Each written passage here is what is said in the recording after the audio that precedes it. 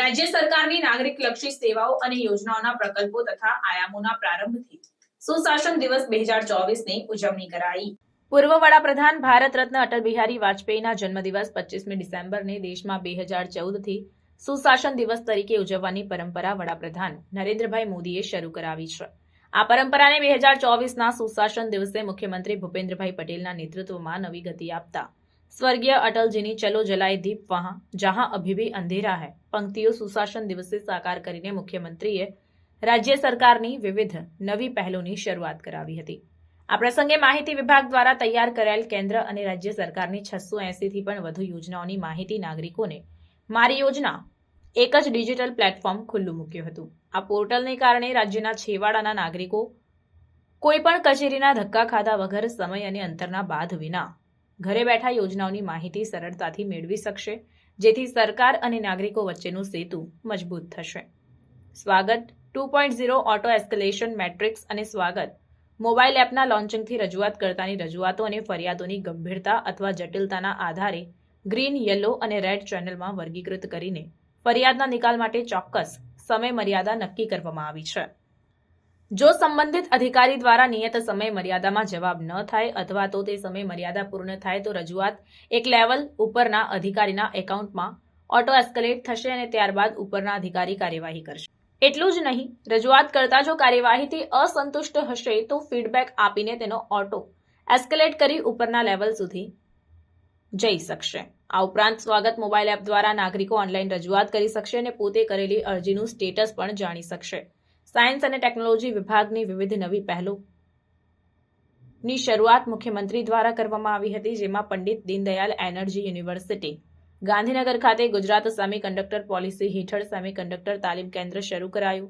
આ તાલીમ કેન્દ્ર ATMP assembly, marketing, packaging training centre આવનારા 5 વર્ષમાં 1000 યુવાનોને સેમિકન્ડક્ટર ક્ષેત્રની તાલીમ આપશે। આ ઉપરાંત સાયન્સ અને ટેકનોલોજી વિભાગ દ્વારા Gujarat fibre grid network limited મારફતની ભારત નેટ ફેઝ 2 અંતર્ગત ગ્રામ્ય કક્ષાએ કનેક્ટિવિટી દ્વારા 40,000 ગ્રામ્ય સરકારી સંસ્થાઓને પાટનગર ગાંધીનગર સાથે જોડવા હર ઘર કનેક્ટિવિટી હેઠળ 25,000 ફાઇબર ટુ હોમ જોડાણ આપવાને ફાઇબર ટુ ફાર ફલંગ ટાવર્સ પહેલ અંતર્ગત 30,000 kilometre optical fibre cable lease કરીને 1,000થી વધુ ગ્રામીણ ટાવર્સને જોડી રાજ્યના અંતરિયાળ ગ્રામીણ વિસ્તારોમાં મોબાઈલ કવરેજ અને કનેક્ટિવિટીની ગુણવત્તામાં વધારો કરાશે।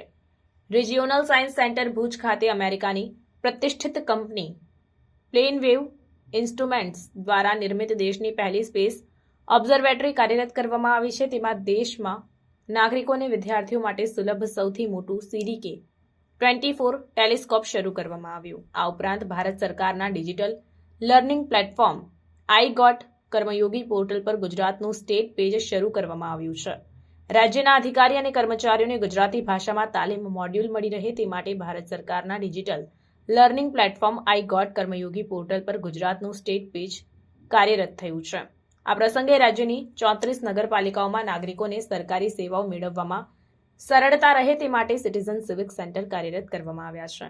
આ અવસરે શ્રમ અને રોજગાર વિભાગ દ્વારા રાજ્ય સરકારની કૌશલ્યાધિ સ્કિલ યુનિવર્સિટી દ્વારા 100 ડ્રોન રાજ્યની 19 આઈટીઆઈમાં ડ્રોન પાયલોટ ટ્રેનિંગ માટે આપવામાં આવ્યા છે।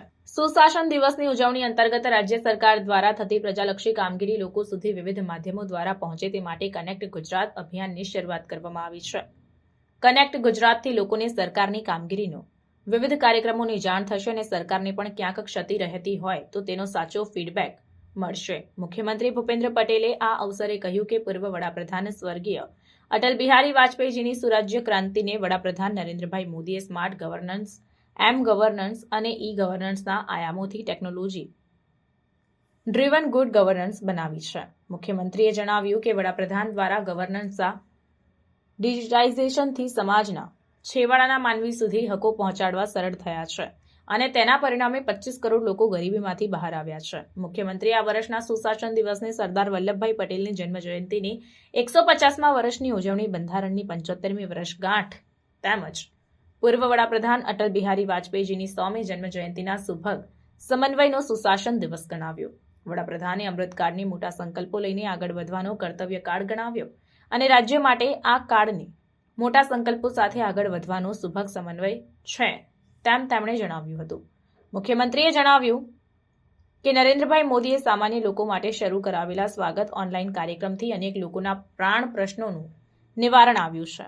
હવે સ્વાગત 2.0 મોબાઈલ એપ્લિકેશન ફરિયાદ નિવારણ અને ફીડબેક મિકેનિઝમ માટે ખૂબ ઉપયોગી નીવડશે તેવો વિશ્વાસ વ્યક્ત કર્યો હતો.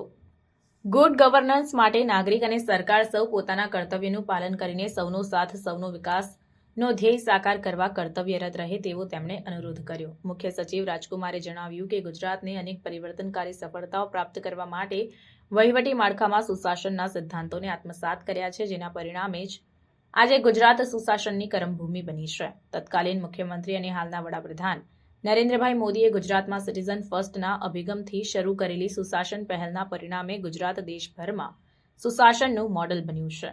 આ જ કાર્યપ્રણાલીને મુખ્યમંત્રી ભૂપેન્દ્રભાઈ પટેલના માર્ગદર્શન હેઠળ રાજ્ય સરકાર મક્કમતાથી આગળ ધપાવી રહી છે. આ પ્રસંગે સામાન્ય વહીવટ વિભાગના અગ્ર સચિવ ધનંજય દ્વિવેદીએ સૌનું શાબ્દિક સ્વાગત કરતા સુશાસન દિવસની ઉજવણી પાછળના ઇતિહાસ અને વડાપ્રધાન નરેન્દ્રભાઈ મોદી તેમજ ગુજરાત સરકારની કેટલીક વિશેષ પહેલો અંગે વિસ્તૃત માહિતી આપી હતી. મુખ્યમંત્રીની ઉપસ્થિતિમાં સરદાર પટેલ લોક પ્રશાસન સંસ્થાન દ્વારા national centre for good governance, Ahmedabad management association, Pandit Deendayal energy university, centre for environment planning and technology university તેમજ આર્ટ ઓફ લિવિંગ જેવી પ્રતિષ્ઠિત સંસ્થાઓ સાથે MOU કરવામાં આવ્યા. આ કાર્યક્રમ દરમિયાન વર્ષ 2024માં સ્વચ્છ ભારત મિશન અંતર્ગત શ્રેષ્ઠ કામગીરી કરનારા રાજ્ય સરકારના વિભાગો અને વડી કચેરીઓને મુખ્યમંત્રીના હસ્તે સન્માનિત કરવામાં આવ્યા હતા. વન અને પર્યાવરણ મંત્રી મુડુભાઈ બેરા, સહકાર રાજ્યમંત્રી જગદીશ વિશ્વકર્મા અને વન પર્યાવરણ રાજ્યમંત્રી મુકેશભાઈ પટેલ, સામાન્ય વહીવટ વિભાગના અધિક મુખ્ય સચિવ કમલ દયાણી સહિત રાજ્ય સરકારના ઉચ્ચ સનદી અધિકારીઓ, વિવિધ વિભાગના અધિકારીઓ અને કર્મચારીઓ, વિવિધ સંસ્થાઓના અગ્રણીઓ આ પ્રસંગે ઉપસ્થિત રહ્યા હતા.